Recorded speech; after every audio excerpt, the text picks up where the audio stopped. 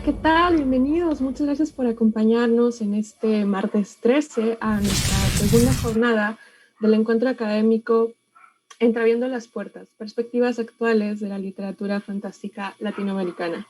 Mi nombre es Michelle Monter y el día de hoy continuamos con el homenaje a la maestra Amparo Dávila con esta mesa que reflexiona de su obra a la luz de la actualidad.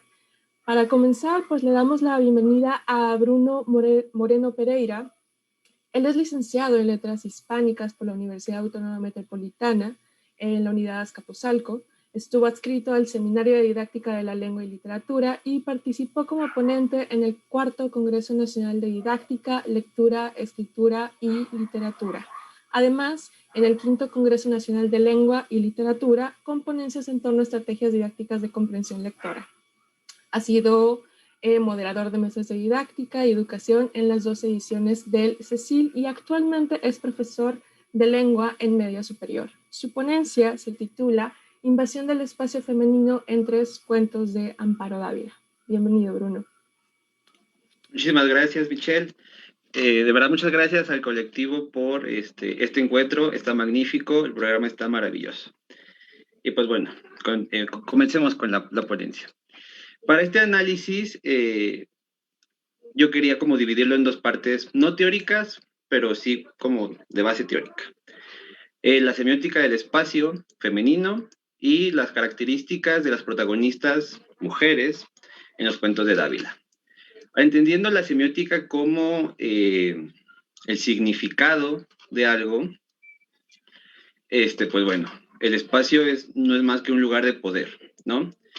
Y José Luis Ramírez hace esta comparación de la relación hombre-mujer que en la misma dicotomía de amo-esclavo, ¿no? En una sociedad patriarcal, claro. Entonces, aquí ya vemos las jerarquías de poder. Esta distribución de poder no solamente se da en el espacio, un ejemplo clarísimo es en el lenguaje.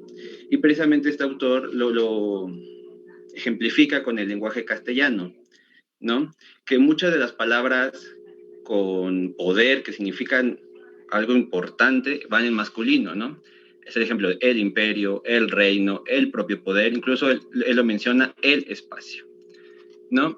Pues bueno, ¿y quién va a ser aquel que, teniendo el poder, distribuya qué espacio le toca a cada quien? Pues el propio varón, ¿vale? Entonces, él ponía el ejemplo de los espacios del ágora y la oikía, ¿no?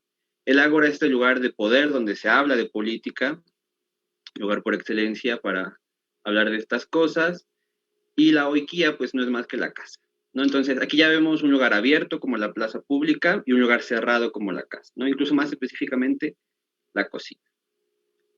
Ahora,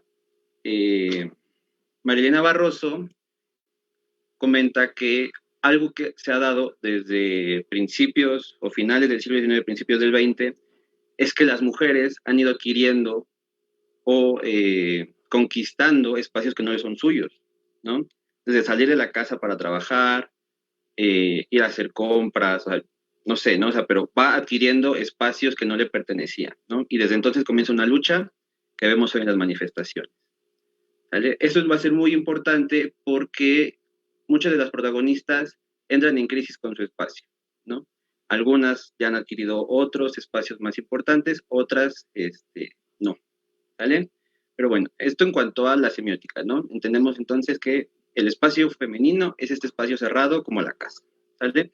Ahora las protagonistas de los cuentos de Dávila, muchísimos investigadores, autoras, autores han mencionado que la gran mayoría de sus protagonistas, e incluso algunos hombres, pero son los menos, son de carácter, bueno, solitario, que tienen crisis, tienen insomnio, ¿no? O sea, están devastados y devastadas, ¿no? Por ejemplo, Víctor Díaz Arciniega y Marisol Luna señalan un punto muy importante que es que son abandonadas tanto por familias como por amigos, ¿no? Mara García dice que están en espacios de soledad, ¿no? Aquí, como creo que lo mencionaban en la presentación del libro, ¿no? Estos protagonistas están constantemente en espacios cerrados de soledad que los hacen entrar en crisis. ¿Sale? Pues bueno. Otro punto muy importante con las características, ahora un poco más de la cuentística daviliana, es que no se distingue bien a qué género pertenece. Algunos dicen que fantástica, otros que extraño, otros, etc. No me voy a entrar en eso porque se me hace un poco ocioso determinar cuál es el género de Dávila, ya puede ser lo que quiera, ¿no? Pero hay algo muy importante que, por ejemplo, Irene García señala que estos recursos fantásticos o estos elementos fantásticos sirven de denuncia para la situación de la mujer o de la protagonista en ese momento, ¿no? Obviamente los espacios y el contexto están determinados por la época en la que ocurre el cuento, pero justamente ese elemento fantástico, independientemente del contexto, va a romper, va a ser el punto focal que digas, aquí algo anda mal. Por ejemplo, Susan Montero dice que eso podría ser superficial porque, bueno, es la situación de la mujer, pero yo creo que el que sea el punto medular del cuento es sumamente importante. No es como el foquito rojo que dice, hay algo anda mal. Entonces habría que prestarle atención y ver qué está pasando. En resumen, espacio femenino, espacio cerrado y las protagonistas de Dávila, mujeres devastadas, solas, con una crisis o problema. Bien, ya entrando al análisis, el análisis es de 3 cuentos. Arthur Smith y Detrás de la reja y Con los ojos abiertos. Hay 4 puntos de comparación que valdría la pena destacar. La situación de la protagonista, el espacio invadido, el agente invasor, que en estos cuentos y en la mayoría va a ser un varón, y la repercusión que tiene esta protagonista. Ojo que la repercusión va a depender de cuál fue su situación en primer lugar. ¿Sale? El cuento Con los ojos abiertos ha sido súper analizado en cuestión del espacio. Prácticamente el tema principal del cuento es esta invasión de la herencia del exmarido a la casa de la mujer. Laura Cázares, en su capítulo de Bordar en el Abismo, hace un análisis buenísimo porque señala precisamente que es el varón a través de la herencia de las piezas de arte, etcétera, la que va invadiendo desde el exterior al interior toda la casa y va dejando a Mariana, la protagonista, digamos, primero en el cuarto y luego atrapada en sus propios párpados. Entonces, este cuento nos puede servir como contraposición para los otros dos y ver cómo ocurre. Pues bueno, en Arthur Smith, la protagonista, que no es más que la señora Smith, ¿no? Sin nombre siquiera, es ama de casa, totalmente dependiente económicamente de su esposo, Arthur Smith. Y bueno, pues se va a... El cuento va que es como un día normal, ¿no? Pero desde la cocina ya empieza a haber una invasión en el que Arthur Smith no cumple con la rutina, ¿no? Hace un rompimiento allí y posteriormente va a terminar en la crisis igual en la cocina, ¿no? Pero digamos, esta es la situación de la señora Smith, ¿no? Ama de casa, que hace compras, y algo muy importante, a mí no sé, me recordó demasiado como a esta idea de familia en los 50, ¿no? Del ama de casa, el hombre vas a trabajar, los niños, todo así muy bonito, y que era como el ideal que se quería alcanzar. Aquí en el cuento nos pareciera que es el ideal porque hay un momento en el que sale con las amigas y están pues en el chismecito y comentan que una de sus vecinas pues se divorció y es como la tragedia de la colonia, ¿no? Ahora, ¿qué va a pasar con esta mujer? Se vuelve una paria. Es lo que se anhelaba y se quería en ese momento, ¿no? De ser casada. Pues bueno, eso en cuanto a Arthur Smith. En Detrás de la reja está la narradora, que es la protagonista, y vive con su tía y su abuela, ¿no? Es huérfana además, su tía Paulina. Esta protagonista es no dependiente, pero sí está bajo el régimen de la tía, ¿no? Lo que dicta la tía es lo que se hace. Incluso lo que la tía hace, por ejemplo, que da clases, que va a dar clases particulares después, que va, no sé, a la feria, al cine, todo lo hace, ¿no? Depende, digamos, en ese sentido, porque es como su mini-mí, por así decirlo, ¿no? Lo que haga una, lo va a hacer la otra. Esto va a ser sumamente importante porque va a ser la propia Paulina la que termine haciéndole mal, ¿no? Lo que les decía, los familiares son los que abandonan en muchos cuentos de Dávila, ¿no? Y, pues bueno, eso en cuanto a Detrás de la reja. Pues Con los ojos abiertos, les digo, están ahí los análisis que son muy, muy, muy buenos. Pero Mariana es una profesionista, divorciada a los 50 años, pero es autosuficiente, no depende absolutamente de nadie. Y se remarca mucho en el cuento, ¿no? O sea, se habla de las rentas, de sus clases, de sus demás trabajos y de su vida en el exterior de la casa. Ella tiene una vida muy, muy, muy activa. Sale con sus amigas, sale a visitar al doctor Cervantes, sale a dar sus clases, tiene a un hijo estudiando en Barcelona, ¿no? O sea, una mujer autosuficiente, muy, muy bien. Digamos, muy, muy bien porque ya es el retrato del 2009, ¿no? Es lo que les decía, hay como una evolución en el retrato de la situación de las mujeres. Pero bueno, eso en cuanto a la situación de las tres protagonistas. El espacio invadido en los tres va a ser la casa, ¿no? Muy particularmente en Arthur Smith va a ser la cocina, pero en nosotros dos va a ser la casa completa. El agente invasor en Arthur Smith es el propio esposo, que hasta parecería un esposo ideal hasta ese momento. Acuérdense, con esta perspectiva de los 50, el ideal que sigue siendo patriarcado, o patriarcal, un ideal patriarcal. En Detrás de la reja va a ser el novio, el pretendiente en primer lugar de la tía Paulina y después el novio de la protagonista, ¿no? Y con los ojos abiertos, pues va a ser el ex esposo, ¿no? Igual, como un caminito, novio, esposo, ex esposo, ¿no? Pero en distinto orden de los cuentos. Y ahora, la repercusión, aquí digamos, es como lo más importante. Obviamente, el punto crisis, que aquí no es, en estos cuentos yo no los diría fantástico, pero el punto crisis es precisamente esta invasión, ¿no? Les decía, en Arthur Smith es la invasión a la cocina, pero con el rompimiento de la rutina, que este rompimiento ocurre precisamente en la cocina. Les digo, desde el principio del cuento, Arthur Smith no se toma su café en la mañana, toma hot cakes, creo, u otro desayuno, y se va, ella hace su vida normal en el día, y al volver encuentra a su esposo en el jardín con los niños, ¿no? El jardín en este caso va a ser el espacio de los niños, pero digamos el punto crisis es cuando los niños, que aparte se llaman Tom y Jerry, entran a almorzar y el esposo también entra, ¿no? Como si fuera un hijo más, ¿no? Aquí la repercusión, en primer lugar, es que este mundo ideal de la protagonista se cae, ¿no? Eh, eh, como la mujer de la que habían hablado en la mañana con sus amigas, ahora va a ser una paria porque ya perdió, digamos, el matrimonio, ¿no? Ese por un lado. Y por otro, es que ahora tiene que maternar a su esposo. Tiene que cuidarlo como si fuera un hijo más, ¿no? Que yo creo que eso es lo que quiere denunciar Amparo Dávila en este cuento precisamente, ¿no? El ideal que se rompe, pero eso no es lo peor, sino que tiene que maternarlo después, ¿no? Toda la responsabilidad queda en la señora Smith. En Detrás de la reja, es brutal toda la crisis, porque, bueno, sí, el novio Darío entra, pero la crisis comienza justo cuando la tía Paulina los descubre, ¿no? Tanto la tía Paulina como la protagonista decaen, se ven todas pálidas, con insomnio, muy cansadas, y al final del cuento es que la tía Paulina, que siempre tuvo el poder y era la que regía en la casa, va a encerrar a la protagonista en una clínica psiquiátrica, ¿no? Aquí igual ya no es, digamos, el villano como tal o el que hace el mal como tal, sí es el novio por invadir y romper esta rutina, esta dinámica, pero va a ser la mujer, en la tía Paulina, la que imponga el castigo, como la verduga, si ustedes quieren llamarlo así.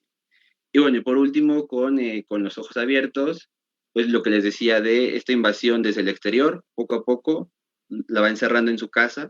Comienza primero por no salir a las fiestas, no salir con sus amigas, luego ya no pasar al hall, ya no pasar a la cocina, solo quedarse en su cuarto, y les digo, por último, se queda encerrada en sus propios párpados, ¿no?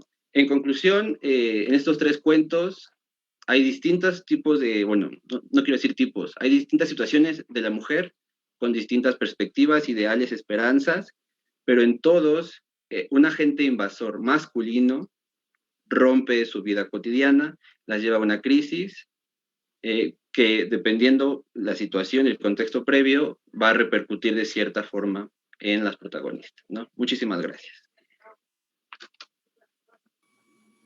Muchísimas gracias a ti, Bruno, por esta, yo creo que es una gran introducción para la mesa y los temas que vamos a tratar, sobre todo la cuestión de los espacios femeninos, esta idea de la mujer en la obra de Amparo Dávila que casi siempre nos habla de un espacio cerrado, un espacio en crisis y un territorio entendido también como el cuerpo de estas mujeres que siempre está un poco, pues también en crisis, en una suerte de soledad constante. Muchísimas gracias. Les recuerdo también como a las espectadores y espectadoras que tenemos en este momento que pues pueden ir dejando sus comentarios y sus preguntas en la caja de comentarios que hay en la transmisión por parte del Facebook de la División de Ciencias Sociales y Humanidades también. En los últimos 15 minutos de esta mesa vamos a tener una discusión, sobre todo como para poder enlazar todas las temáticas que vamos aquí a presentar. Y bueno, continuamos esta mesa también con Alejandra Rodríguez Montelongo, quien es psicóloga y licenciada en letras por la Universidad Autónoma de Zacatecas. Ella fue finalista del segundo concurso internacional de cuento breve Todos somos inmigrantes y fue también una de las 25 ganadoras del segundo concurso nacional de cuento de escritoras mexicanas. Podemos encontrar sus textos en antologías como Mañana será otro día y Son nombres de mujeres, y la segunda antología de escritoras mexicanas. Actualmente realiza la maestría en literatura hispanoamericana en la Universidad de Guanajuato y es miembro del comité organizador de la primera Feria del Libro de Escritoras Mexicanas, FENALEM 2020. Su ponencia se titula Versos tras las celosías, configuración en la quinta de las celosías de Amparo Dávila a través de la intertextualidad. Adelante, Alejandra. Muchísimas gracias. Bueno, pues a mí me gustaría empezar platicándoles un poco sobre de qué trata este cuento. El cuento de La Quinta de las Celosías nos narra la historia de Gabriel Valle y de Yana. El protagonista recibe una carta de la joven citándolo a una quinta, a su quinta a las 8, por lo que este entusiasmado se dirige hacia allá mientras piensa en planes de boda y dilucida dónde deberían de vivir en adelante. Sin embargo, al llegar a la casa de Yana, toda conversación se vuelve imposible. La joven le habla de sus padres fallecidos, de recuerdos, de su vida, mientras que él solo desea hablar de los dos y empezar a pronunciar el diálogo que había estado estudiando palabra por palabra. La actitud de Yana, el sonido de unos pasos que jamás terminan de entrar a la sala, aunados a un respirar violento, el ambiente encerrado y los primeros sorbos de un té terminan por causarle un fuerte mareo a Gabriel, quien, al ver a Yana salir hacia el patio, la sigue hasta una puerta al final del jardín, pero al traspasar la puerta ve a la joven entre dos féretros. Entonces los pasos y la respiración lo alcanzan y entre una lluvia de golpes y carcajadas alcanza a escuchar a Yana decir «Shh, no tanto ruido que puedes despertarlos». Quiero empezar justamente con este resumen porque prácticamente nos va a ayudar a poder como ir siguiendo todo este estudio que realicé sobre versos sobre la Quinta de las Celosías. Algo que me llama mucho la atención de este cuento es que la autora pone 3 alusiones explícitas, 2 citas de T.S. Eliot y el nombre de un personaje, el Dr. Hoffman, que es pues la única persona que se encarga de cuidar de Yana, es una especie de mentor y de tutor que tras la muerte de los padres de Yana pues se hace cargo de ella. También hay una conexión con el cuento El hombre de arena de Hoffman a través de 3 elementos, el sueño, la mirada y el autómata. También hay otras intertextualidades implícitas, como la similitud que presenta con el cuento de La cena de Alfonso Reyes, tanto por la relevancia de la esquela, la invitación al anochecer, el carácter siniestro de los personajes femeninos, la presencia del jardín y la importancia del té o la bebida. Asimismo, se puede notar una relación con el poema de La bella dama sin piedad de John Keats.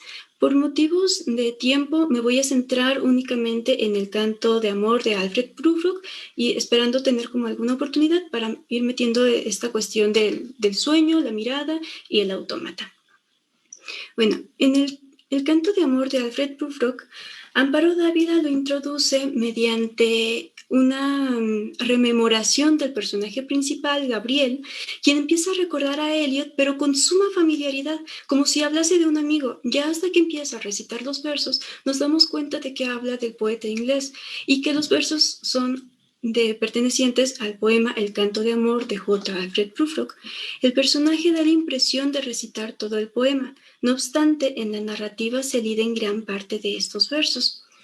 Tras revisar la versión completa del poema, encontramos que el poema tiene un epígrafe en donde cita la Divina Comedia, específicamente el 27º canto, donde Dante se encuentra con un alma condenada por intentar conseguir la absolución antes de cometer un crimen.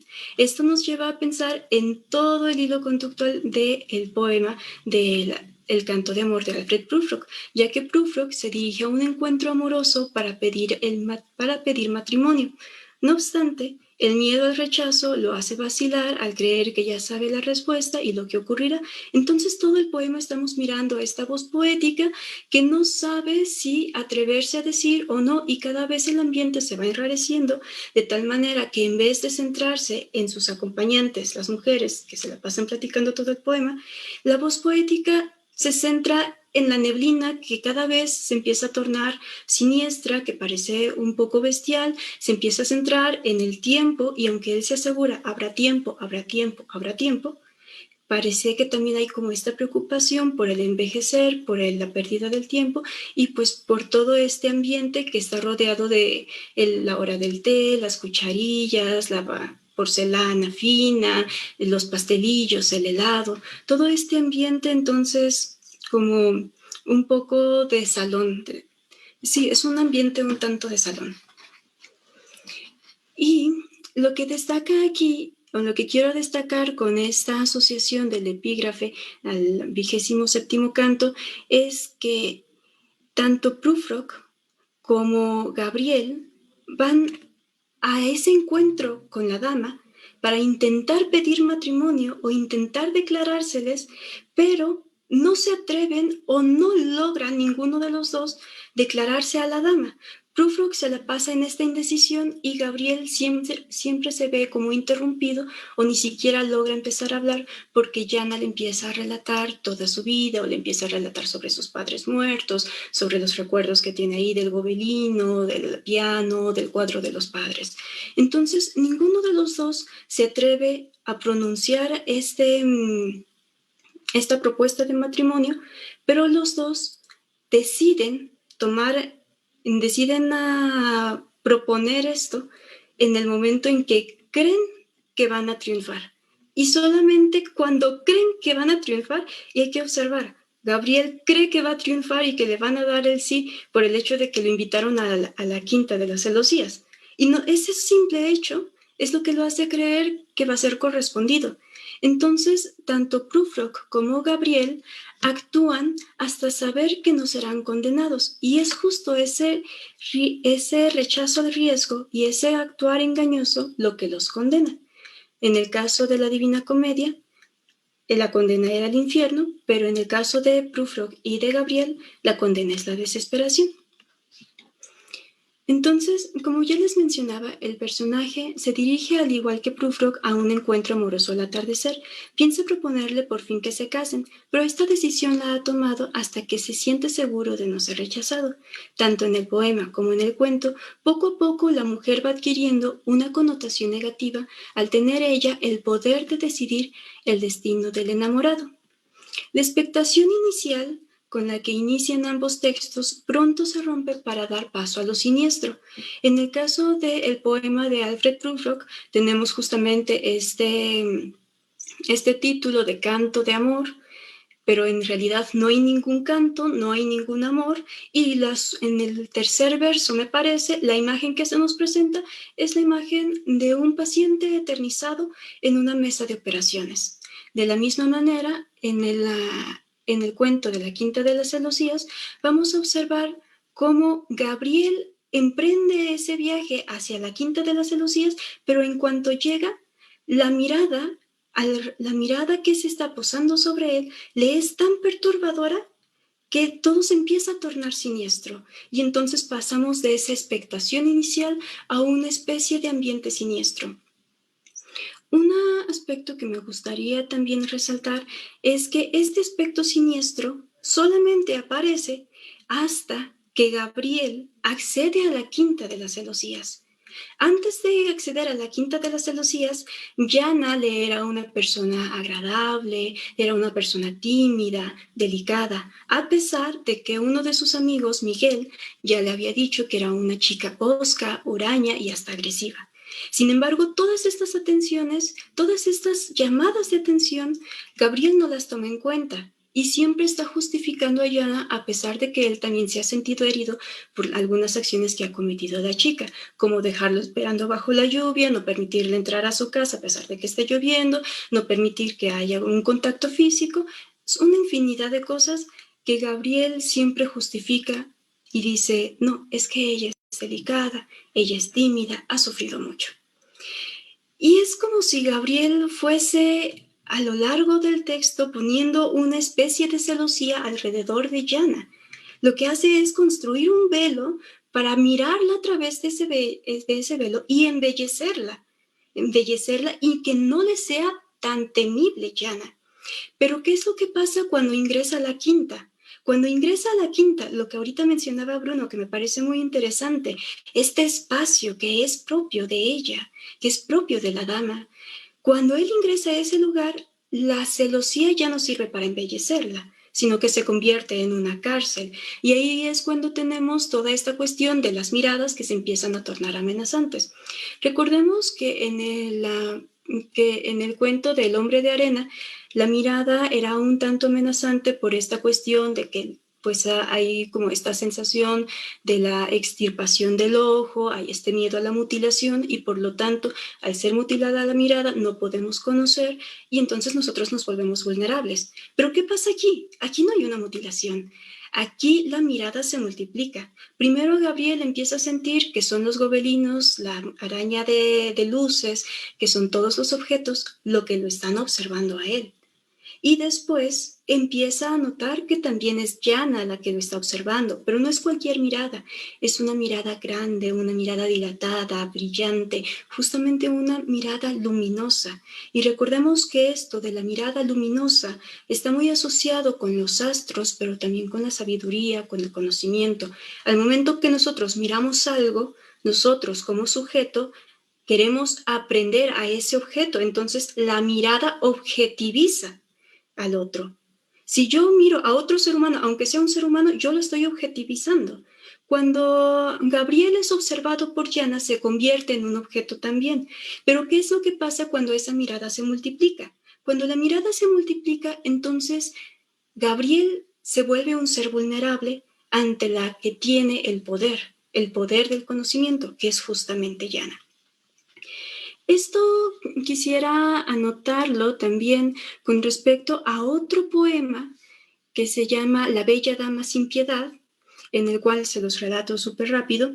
Es de un caballero que se encuentra de repente a una hermosísima dama que lo empieza a seducir, le da de comer, se lo lleva a una cueva, ahí lo agasaja con un enorme banquete y lo empieza a adormecer con sus cantos. El caballero queda dormido y cuando despierta, más bien en ese de quedarse dormido, empieza a escuchar las voces de otros caballeros, de otros reyes y príncipes que le advierten que esa dama es una dama sin piedad y que lo va a devorar. En ese momento logra despertar y al despertar se da cuenta de que esa dama se ha convertido en una especie de monstruo que lo quiere devorar. Lo mismo tenemos aquí, lo mismo tenemos en Yana. Hay que fijarnos bien, también es esta dama que lleva al caballero hacia su gruta, hacia este espacio íntimo, y es en el espacio íntimo donde todo se empieza a transformar. Recordemos que también lo Heimlich nos recuerda que estas situaciones que nos son extrañas en el momento en que empiezan a ser familiares es que se empiezan a tornar en algo realmente siniestro. Entonces, también cuando Yana empieza a hacerse familiar, empieza a acercarse, es que Yana se empieza a volver también algo siniestro para Gabriel. Y otra cosa que me gustaría resaltar es esta cuestión del té. El té es muy importante en este cuento. ¿Por qué? El té hay que recordar de dónde surge la hora del té, de Inglaterra. ¿Y quiénes son las que instauran esta hora del té? Las mujeres. Justamente son dos damas las que se encargan de diseminar por toda Inglaterra esta costumbre. Y entonces en esta costumbre se sitúa lo que es el tiempo y el espacio como un lugar para lo femenino, un lugar donde la mujer tiene poder. Y también es justamente por medio del té que Yana otorga esa muerte o que Yana logra otorgar esta alucinación en la que se sume Gabriel. Y por otra parte, la asociación con el filtro amoroso, que también está, como ya les mencionaba, en la Bella Dama sin Piedad, en El canto de amor de Alfred Prufrock y también en La quinta de las celosías. No de manera explícita, pero si nos vamos a recordar lo que es, por ejemplo, Circe, lo que es el mito de Circe, en que también mediante el alimento transforma a los caballeros, a los hombres de Ulises, en bestias, en mansas bestias, también podemos observar que en este caso lo mismo está ocurriendo. Es mediante el té que Yana empieza a transformar, empieza a adormecer, empieza a conducir la muerte. ¿Y de dónde viene todo esto? Nada más y nada menos que de la brujería. Es de la brujería, de ese espacio que también surge de la cocina y que recordemos que eran las mujeres las que eran más atacadas por la Inquisición, por esta situación, y que además era justamente todo esto de los filtros amorosos se daba con instrumentos que estaban en la cocina. Una vez más, otro espacio de lo femenino. Entonces, de esta manera tenemos cómo es que Yana se va configurando a través de distintos relatos femeninos para transformarse en algo que viene a ser siniestro y amenazante. Se termina convirtiendo en una especie de femme fatale, ya que adquiere el poder mediante ese otorgar la muerte y también mediante ese control del sueño, la mirada, el conocimiento y el poder. No sé si me quedé un poquito de tiempo. Ok.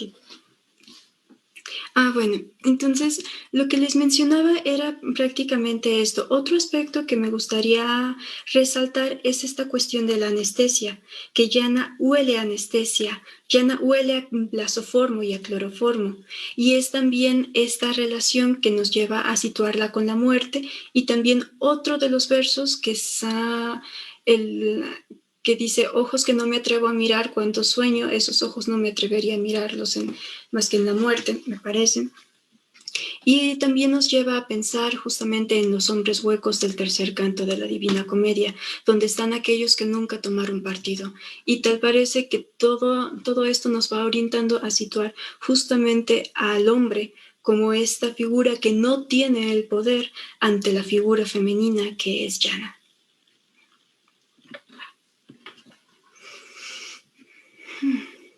Muchísimas gracias por compartirnos tu trabajo, Alejandra. De verdad estoy muy, muy, muy contenta como con todas las reflexiones que surgen, sobre todo al momento también como de entablar una relación entre lo que presentó Bruno al principio, lo que nos estás presentando tú, y llegar un poquito tal vez encaminarnos hacia esta reflexión de que es posible que lo siniestro ocurra o se presente en tanto hay una transgresión como de estos espacios tradicionalmente femeninos, ¿no? Hablamos de la casa, hablamos de la cocina, incluso hablamos de la familia en un momento dado, ¿no? Muchísimas gracias. Y bueno, también, por último, pero pues no menos importante, tenemos la presentación de Samantha Alvarado, quien es directora general, cofundadora y editora de cine en Maelstrom. Su formación es en letras y también tiene un posgrado en psicoanálisis por la Universidad del Claustro de Sor Juana. Ha publicado artículos y ensayos en medios como la revista Casa del Tiempo de la UAM, revista de la Tour, revista Lemas y Celdas Literarias. Y ella además va a presentar en conjunto con Daniel Anaya López, quien es cofundador y editor de literatura en Maelstrom también. Él estudió escritura creativa y literatura en el Claustro de Sor Juana y ha publicado la antología de cuentos Gotas de Incertidumbre, además de colaborar con artículos, cuentos y reseñas en revistas como Los Tacones de Josefa, Lee Más, Celdas Literarias, entre otras. Actualmente es maestrante en escritura creativa en la Universidad de Salamanca y ambos, Samantha y Daniel, nos van a presentar la ponencia titulada Tinta y Fuego, escritoras latinoamericanas de literatura fantástica frente a las crisis sociales y políticas. Adelante.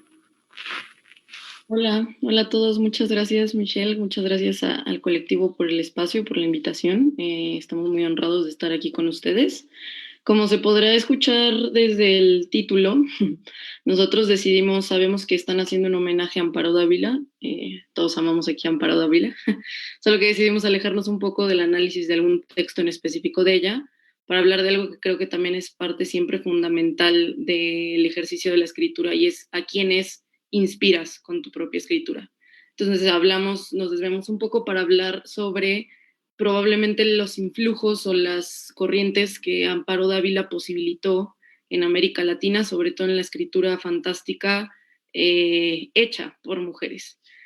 Entonces vamos a dividir la plática en dos secciones. Lamentablemente no vamos a poder hacer un análisis tan vasto como se tendría que hacer con un tema tan grande como el que elegimos.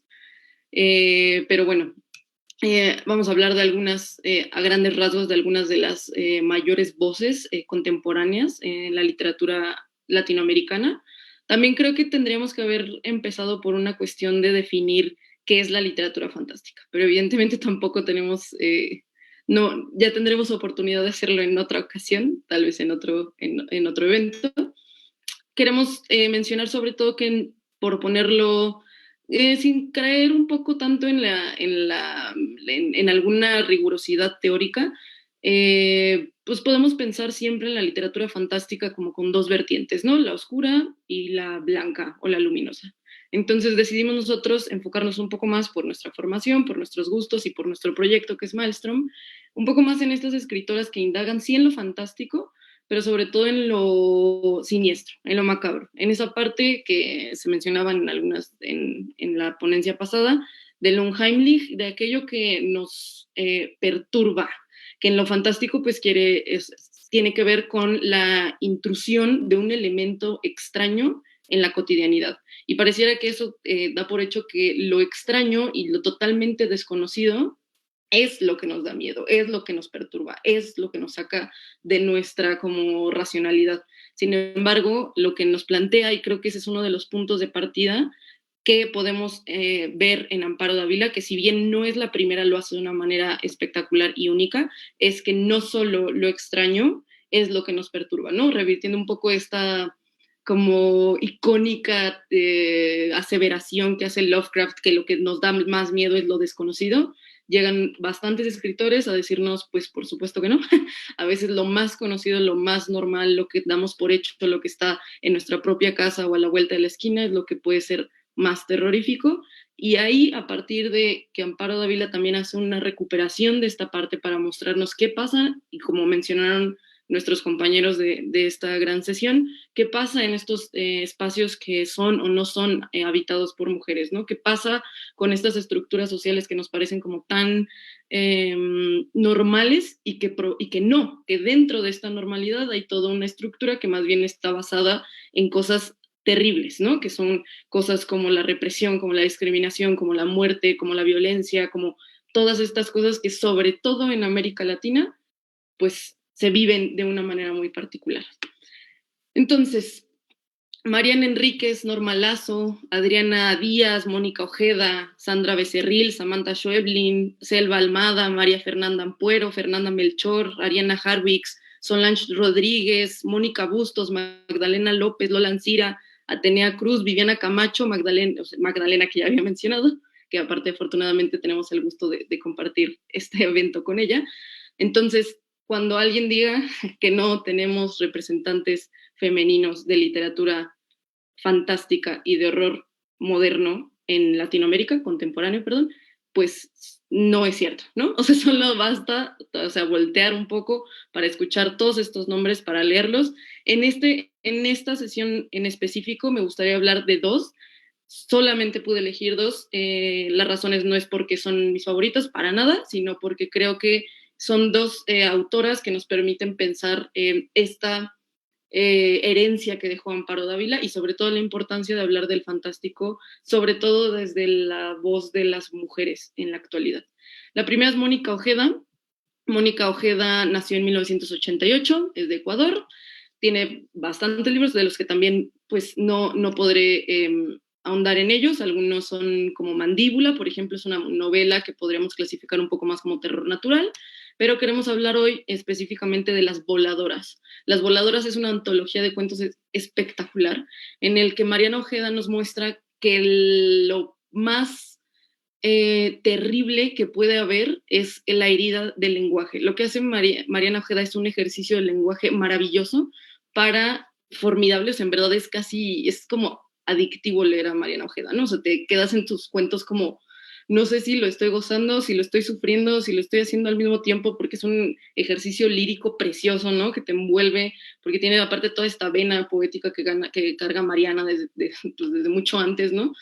Pero hay una realidad plasmada ahí que es horrible y que se narra desde lo que es ser una mujer en Latinoamérica. Y no desde lo que es ser una mujer en Latinoamérica basado en el cliché, ¿no? Basado en la mera como señalamiento político, en la cuestión de la crítica social, en la cuestión, sino se narra desde una subjetividad herida. Y esa subjetividad herida, por supuesto, que corresponde a circunstancias sociales. Y esas circunstancias sociales en Latinoamérica nos quedan muy claros. Entonces, hablando específicamente de 3 cuentos de esa antología, que son Sangre coagulada, Las voladoras y Cabeza voladora, en las 3 podemos, por ejemplo, encontrar una voz femenina que habla sobre una experiencia de acoso, de una experiencia de abuso sexual, de una experiencia de desigualdad de poder, de marginación, de pobreza, de estas cuestiones que atraviesan a Latinoamérica desde muchos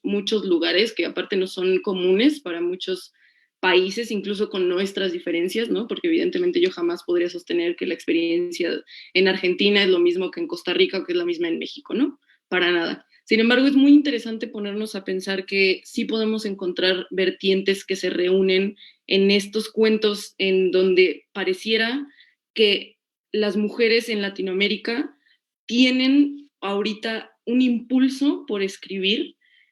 ¿Por qué desde lo fantástico? Porque siempre es un mundo o es un ámbito de la literatura que nos permite repensar la realidad desde un plano en donde no se necesita caer en la crónica, en donde no se necesita caer en la crueldad del realismo, y no porque eso esté mal, para nada, tampoco podría yo jamás sostener eso, sino porque el fantástico nos permite posicionarnos en una cuestión que nos es propia y nos es ajena al mismo tiempo, para cuestionarnos si esas posiciones que hemos tenido corresponden a una cuestión social, individual, o qué está pasando. Al final ellas se preguntan qué está pasando con esta cuestión, con este entorno, con esta época, con este sobre todo continente en el que nos ha tocado vivir.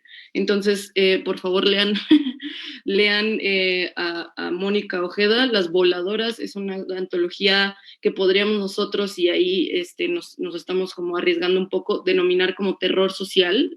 No sé si incluso terror social latinoamericano, porque se habla de un panorama de un continente con mujeres diciendo lo indecible del terror colectivo. Es decir, ya no estamos hablando necesariamente de incluso monstruos clásicos, de fantasmas en su sentido más como decimonónico, ¿no? No estamos hablando de cuestiones, incluso ni siquiera de cuestiones, y ahí es donde creo que también es interesante, al menos en el caso de Mónica Ojeda, de cómo se separa de Amparo Dávila. No es una cuestión ya ni siquiera de reivindicar el papel de la mujer, ¿no? Desde un discurso tal vez, por ejemplo, feminista, que muchas, si no es que todas las autoras de las que estoy hablando son feministas, no tiene nada que ver, ¿no? Sino con más allá de una posición, de un discurso político, lo que están mostrando es precisamente es una posición política, en donde se habla más bien de esos terrores internos y externos que pueden vivir los personajes específicamente femeninos dentro de un entorno muy particular como es Latinoamérica. Por otro lado, para cerrar mi parte, de la otra persona de la que me gustaría hablar es de Samantha Schweblin. Samantha Schweblin nació en 1978 en Buenos Aires. Como podrán ver, la mayoría de las autoras que mencioné tienen los mismos rangos de edad. Entonces, Samantha Schweblin también tiene pues, una trayectoria bastante larga. En este momento yo hablaré de 3 cuentos también que vienen en su antología Pájaros en la Boca. Estos cuentos son Mariposas, Mariposas y es Pájaros en la Boca, Papá Noel duerme en casa y Perdiendo velocidad. Si no los conocen, por favor, léanlos. Samantha también tiene una manera de narrar noqueadora, ¿no? O sea, Samantha va al punto, o sea, no son cuentos muy largos, simplemente lo que hace Samantha es como trastornar la realidad, introducir un elemento extraño en donde no debería, en donde nosotros por la lógica, por lo racional, por la manera en la que simplemente está organizada la psique, creemos que no hay manera de que aparezca un elemento extraño. Y Samantha lo que hace es simplemente agarrarlo, dejarlo ahí y explotar nuestro cerebro, ¿no? Entonces estos 3 cuentos A pesar de que, a diferencia, por ejemplo, de los de Mónica Ojeda, no están narrados desde es decir, el narrador o el protagonista no necesariamente es una mujer, también nos inscriben y nos circunscriben en un panorama específico de lo que a ella asimila, tal vez no necesariamente como la vida latinoamericana, ¿no? Pero sí como que nos deja entrever rasgos específicos de lo que fue para ella, por ejemplo, crecer en Buenos Aires. Entonces Samantha Schweblin trata temas también como la maternidad, como la violencia doméstica, incluso también temas como la violencia hacia las mujeres específicamente. La diferencia puede ser un poco entre Mónica y Samantha, es una cuestión también de el uso del lenguaje, ¿no? Por supuesto que en todos los autores hay un diferente uso del lenguaje, naturalmente. Sin embargo, Samantha, su manera de tergiversar esta realidad es en la estructura del relato. En cambio, Mónica Ojeda lo hace mucho más en el sentido del lenguaje, así exprimiendo cada una de las palabras hasta límites que nosotros no sabíamos que se podían exprimir. Entonces, Samantha lo que también hace es, de alguna manera, adentrarnos a la cuestión de que los problemas sociales se viven de manera particular, de una manera que puede fácilmente tornarse terrorífica y de una manera muy rápida pueden tornarse terribles más allá de lo evidente, porque todos nosotros que vivimos aquí sabemos, y cada quien desde su país, cada quien desde su posición y cada quien incluso desde sus privilegios, pero sabemos el terror, y eso es el terror de los desaparecidos, el terror de las muertes, el terror de los feminicidios, el terror de la violencia política, el terror de las dictaduras, cada quien desde su eje, ¿no? Cada quien desde su posición geográfica. Pero estas autoras y muchas más de las que mencioné nos permiten repensar esta realidad desde Latinoamérica. Me parece que esa es una línea que claramente viene desde Amparo Dávila y que afortunadamente sigue hacia el futuro. Con esto pues le doy paso a Daniel. Hola, ¿qué tal? Pues de nuevo muchísimas gracias por el honor de cedernos un espacio en este evento tan importante que agradezco muchísimo. Pues rápidamente voy a mencionar 2 autoras más y un cuento de cada una de ellas que creo que tienen mucho en común, que tiene que ver con una casa, que pueden ser cuentos metafóricos que representen a un país y a lo que sucede dentro de ese país. La charla que elegimos pues, fue escritoras latinoamericanas frente a crisis políticas y sociales. Entonces, bueno, estos cuentos sirven perfecto para repensar qué estamos viviendo, cómo es la violencia que estamos viviendo y pues visto desde el punto de vista de mujeres escritoras. El primer cuento que elegí fue La casa de Adela, de Mariana Enríquez, que está incluido en Las cosas que perdimos en el fuego, de 2016. Tal vez algunos ya lo hayan leído, otros no, pero bueno, este cuento va de una desaparición. La desaparición precisamente de Adela, que es una niña que no tiene un brazo y que ella dice que un perro se lo arrancó de chiquita, pero nadie puede asegurarlo. La narradora es Clara y ella recuerda qué fue lo que pasó con Adela cuando de niños fueron a visitar una casa que estaba abandonada. Esto sucede pues en Argentina, de donde es Mariana Enríquez, y que sabemos que pues Argentina vivió una época de terror absoluto con la dictadura militar y que hubo desapariciones forzadas, como sucede todavía en nuestro país, y que bueno, podemos relacionarlo, ¿no?, con esta violencia. Estos niños en el cuento entran a la casa y pues ven cosas horribles como un estante que tiene ahí partes humanas como muelas y uñas, que esto, bueno, no se explica de dónde viene en el cuento, pero uno podría pensar que son como trofeos de algún torturador, ¿no?, que pues, literalmente arrancó esas partes del cuerpo a alguna persona y las muestra ahí como trofeos. Un poquito de spoiler, pues bueno, obviamente Adela desaparece, y lo perturbador del cuento es que desaparece dentro de la misma casa, los niños solamente salen asustados y cuando les preguntan pues qué pasó, no saben qué decir. Literalmente desapareció Adela dentro de la casa. Y aquí el paralelismo con la crisis social que vivimos todos los días, porque la policía no les cree, sus propios padres no les creen. Y llega la policía y derrumba las paredes de la casa para decir, bueno, a ver, si desapareció aquí, pues tiene que estar el cuerpo en algún lado, y no lo encuentran. Entonces es algo que vivimos todos los días, ¿no? Vemos las noticias y pues la revictimización, en cuanto a que no les creen lo que sucede, ¿no? Cuando hay desapariciones forzadas, pues van y buscan los cuerpos, pero no están, y te muestran ahí las fosas y buscan otros cuerpos, pero no son los que corresponden, ¿no? Entonces, aquí lo que mencionaba Sam, de pues el terror ya no sobrenatural, sino muy real, ¿no? De que lo estás viendo ahí, lo vives todos los días y no te quedan palabras pues para explicar eso, qué pasó con Adela, qué pasó con todas esas víctimas, qué pasó con los desaparecidos. Y se queda como una anécdota. Estas autoras lo que buscan es visibilizarlo en la escritura, ¿no? Como pues, un medio de expresión, pero realmente se queda el terror ahí porque lo estamos viviendo y no queda explicación para eso. Y bueno, una autora fundamental mexicana que tenemos que leer sí o sí, que habla de la violencia cotidiana que vivimos en México.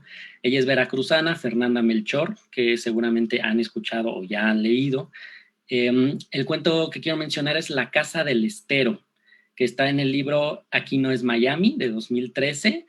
En este libro sucede más o menos algo similar, que unos adolescentes van a una cueva, van a una casa que pues tiene un sótano y demás, que es la Casa del Diablo, como mera travesura, ¿no? Como sucede en el cuento de Mariana Enríquez. Y pues suceden cosas sobrenaturales, pero un espíritu posee a una de las chicas que va en el grupo. Cuando ellos intentan pues sacarla de ahí para ver qué le está pasando, ella obviamente actúa pues, como poseída, van directamente con un sacerdote y el sacerdote no les cree. Lo mismo que sucede en el otro cuento, ¿no? Llegan pues con la figura de autoridad y él les dice una vez más la revictimización, ¿no? No, esta está en drogas. Y le dice, deja de meterte cosas y ya, deja de hacer eso, ¿no? Y le dice, no, está poseída, no se está metiendo nada. Y la culpa, ¿no? Lo que hace es culparla. No, tú te estás metiendo drogas y porque eres joven, seguramente es lo que haces. Y los corre de la iglesia. Van a pedir ayuda con taxistas. Hay una revelación ahí que muestra que ella realmente está poseída. Y pues finalmente terminan con una curandera. Todo esto se cuenta en el escenario de una charla de dos amigos que después se vuelven pareja y que, pues bueno, lo fantástico ahí está en que no sabemos si sucedió realmente o no, pero está la crítica precisamente de que como son jóvenes, las figuras de autoridades piensan que se drogan y no creen realmente lo que está pasando, ¿no? Y todo termina en tragedia. Buscas ayuda y no la encuentras. Entonces, bueno, La Casa del Estero de Fernanda Melchor, que los invito a leer, está en internet, y La Casa de Adela de Mariana Enríquez. Léanlos, por favor, conozcan a estas dos autoras que nos hablan de la violencia que estamos viviendo. Y bueno, muchísimas gracias por el espacio. Muchísimas gracias a ustedes, Samantha y Daniel. Creo que han puesto muchísimos temas sobre la mesa, así como comentó Samantha al principio. Yo creo que estos temas son complicados tratarlos como en este tipo de formatos de 15 minutos, pero creo que nos dejan a todos muchas ideas para seguir profundizando. Y bueno, en principio tenemos una pregunta. Creo que específicamente va para Bruno y Alejandra, pero obviamente también podemos aquí crear como una discusión. Isabel Alcántara nos pregunta, de la misma manera en que Dávila retrata y critica la situación de la mujer, ¿es posible vislumbrar el señalamiento de una masculinidad opresora y oprimida que despersonaliza y codifica no solamente a la mujer, sino a la persona? ¿Es posible que el invasor también se diluya en este sistema patriarcal? No sé si alguien quiera comenzar. Gracias. Pues, algo que resalta, bueno, en el caso de la Quinta de las Celosías, es de que en un principio, por la personalidad de Yana, podríamos considerar que ella es una especie de autómata, que está justamente como en una especie de sonambulismo. Sin embargo, algo que resalta es de que casi hasta el final del cuento nos damos cuenta que quien ha sido el autómata, quien en realidad ha estado enceguecido por el enamoramiento, no ha sido Yana, sino Gabriel. Entonces, este hombre hueco, esta figura de aserrín, en realidad no es la mujer, sino el hombre. Creo que el cuento de Amparo Dávila, en este caso de La Quinta de las Celosías, lo que hace no es tanto como hacer una denuncia o proponer algo, sino que nos muestra cómo es que se ha estado operando, cómo es que se suele ver a la mujer, de que la mujer es bella y es amable y es observada con gracilidad siempre y cuando se mantenga alejada. Pero ese alejamiento no permite el diálogo. Y es justamente en ese acercamiento, si ese acercamiento nos produce horror, entonces no puede haber lugar para el diálogo. Y es justamente lo que ocurre en el cuento. No hay lugar para el diálogo. Yana habla sola en una especie de soliloquio, mientras Gabriel se la pasa esperando el momento preciso para soltar también su discurso. Pero ninguno de los dos escuchan. Y al final tenemos a Yana sumida en la soledad, y por otro lado tenemos a Gabriel que sucumbe ante la muerte. Entonces ambos destinos son muy malos. Tal vez podríamos pensar que el de Gabriel pues es como el peor, pero los dos destinos son muy malos y eso es justamente lo que debemos de observar. ¿Cómo es que están operando? ¿Cómo es que también el hombre se ve afectado? Y aunque pareciera que es la mujer la que queda como recluida, a fin de cuentas también el hombre queda encerrado en esa especie de celosía. Creo que el cuento perfecto para ver a un hombre oprimido por el propio sistema patriarcal es Muerte en el Bosque. En este cuento igual podemos hablar del espacio, porque su esposa le impone la obligación de él mantener la casa, él conseguir una casa, él crear un espacio que, aunque va a ser la mujer, es el hombre el que tiene la responsabilidad de abastecerla, no sea económicamente o de autoridad. En esta búsqueda por una mejor casa, entra en crisis con el tema también del espacio, ¿no? Y al final, bueno, sabemos que en el cuento, pues el protagonista, que no me acuerdo su nombre, pues muere igual en el bosque, ¿no? Pero creo que sí, ahí es un claro ejemplo de la presión que puede llegar a sentir el varón en ese propio sistema, ¿no? Muchas gracias, Bruno y Alejandra. Y bueno, fíjense que en este sentido, y sobre todo como tratando de plantear un poco cuál es la herencia de Amparo Dávila, yo pensaba un poco en la cuestión del gótico. Ahorita Daniel mencionaba también la obra de Fernanda Melchor, específicamente en este texto de la Casa del Estero.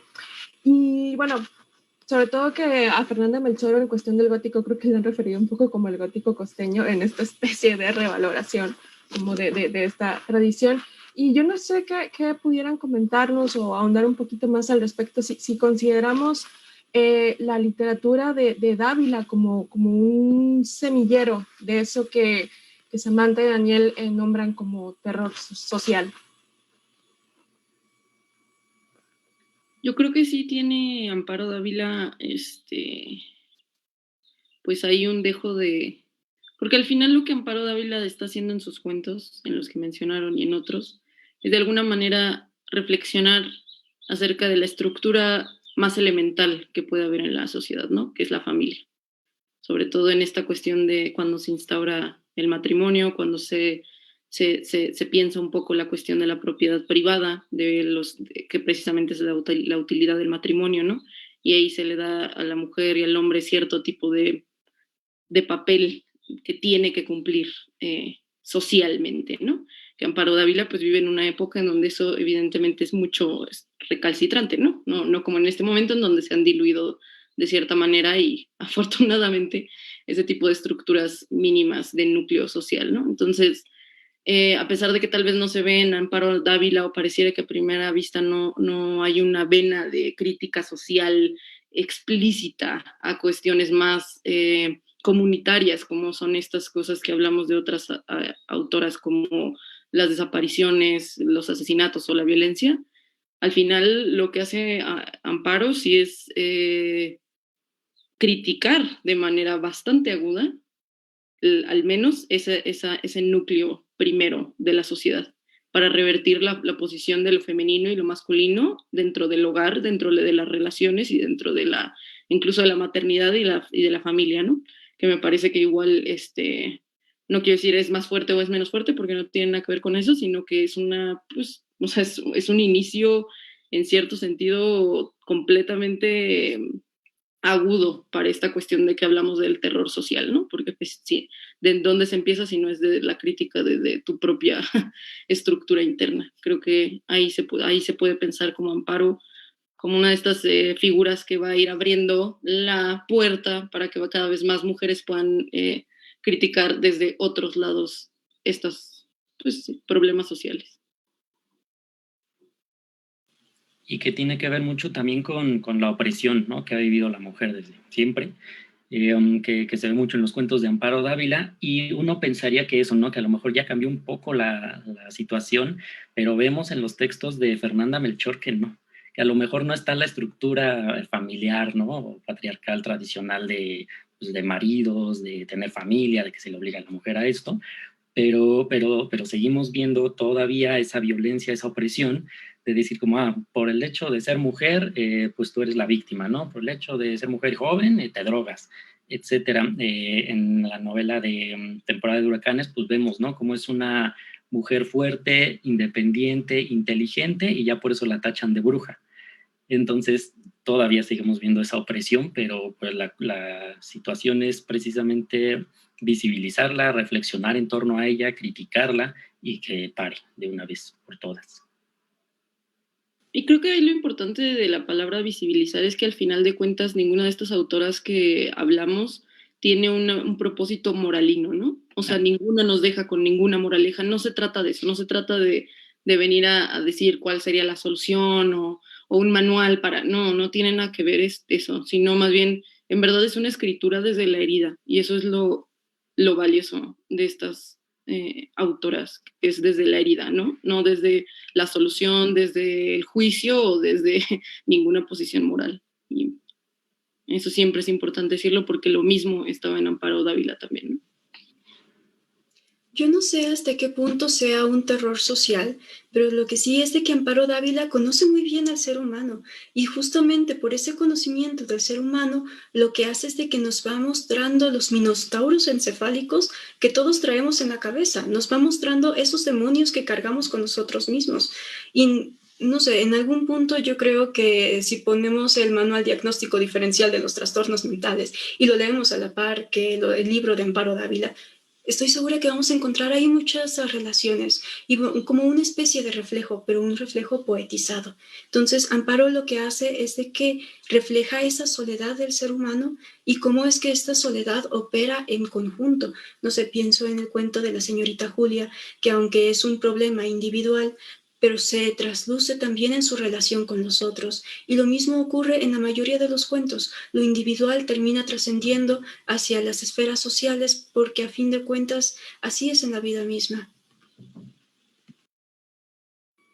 Sí, absolutamente. Incluso también retomando lo que habían ustedes comentado como sus presentaciones, la cuestión de esta suerte de inversión, si es que lo estoy entendiendo bien, la cuestión de la inversión, por ejemplo, de este terror, ¿no? Que en un principio el terror era como lo de afuera, lo desconocido, esta extrañeza, y ahora en estas narrativas contemporáneas podemos establecer que el terror es la familia, el terror es lo conocido.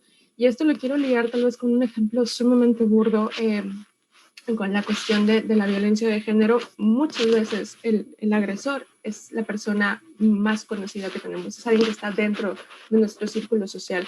Y en este sentido, creo que las narrativas contemporáneas, hablo de Ojeda, de Mariana Enríquez, de Samantha Schweblin, Fernanda Melchor, justamente trabajan tal vez como en este espacio, ¿no?, de lo familiar, o sea, la violencia de lo familiar, el terror de lo familiar, ¿no? Y es interesante también establecer como ciertas diferencias y similitudes, o tal vez un poco como contraponer como lo que hizo Amparo Dávila ya hace tiempo y lo que está sucediendo ahora como en la literatura no solo mexicana, sino latinoamericana. También me pareció muy interesante y bastante pertinente mencionar esto de que esta literatura no es una literatura panfletaria, no es una literatura que deviene en una cartilla moral de lo que se supone debemos hacer, ¿no? O sea, es una literatura que, como Samantha mencionó, y me parece brillantísimo, es esa palabra de que habla desde la subjetividad de la herida. Es decir, estamos sangrando y esto es lo que estamos produciendo, ¿no? Entonces, creo que tal vez como para ir cerrando un poco esta mesa, porque lamentablemente tenemos que cerrar, esto es un poco lo que nos deja, ¿no? Si podemos hablar de una herencia de la literatura de Amparo Dávila, que fue sembrada hace muchos años, y ahora, ¿qué está sucediendo a partir de lo contemporáneo, de nuestra actualidad, ¿no? Entonces creo que aquí hay un montón de líneas a las cuales podemos acudir. Yo solamente quisiera cerrar con una invitación, ¿no? Que ojalá que esta mesa sea una invitación para que los espectadores y las espectadoras lean literatura escrita por mujeres, lean a Samantha Schweblin, lean a Fernanda Melchor, a Magdalena López, a Mónica Ojeda. Creo que ahí hay cosas, hay otros mundos que podemos encontrar a partir como de la literatura de estas escritoras. Y bueno, a nombre de la División de Ciencias Sociales y Humanidades, de la Maestría en Literatura Mexicana Contemporánea, de la especialización en Literatura Mexicana del siglo XX y del colectivo La Estirpe, del cual yo formo parte, les agradecemos muchísimo a las y los ponentes que nos acompañaron en esta mesa. No sé si alguien quiere hacer como un comentario final para despedirnos. Bueno, si no, reitero mi agradecimiento y también los invitamos a quienes nos ven y escuchan y también a nuestros ponentes del día de hoy, que a las 4 de la tarde vamos a tener una charla con Cecilia Odave, con Atenia Cruz, con Efraín Blanco, José Luis Zárate, Ileana Vargas y Gerardo Lima en un conversatorio que titulamos Tiempo Negro, Lenta Muerte, recordando a la maestra Dávila. Bueno, los esperamos a las 4 de la tarde, igual por el Facebook de la División de Ciencias Sociales y Humanidades. Muchas gracias y nos vemos pronto.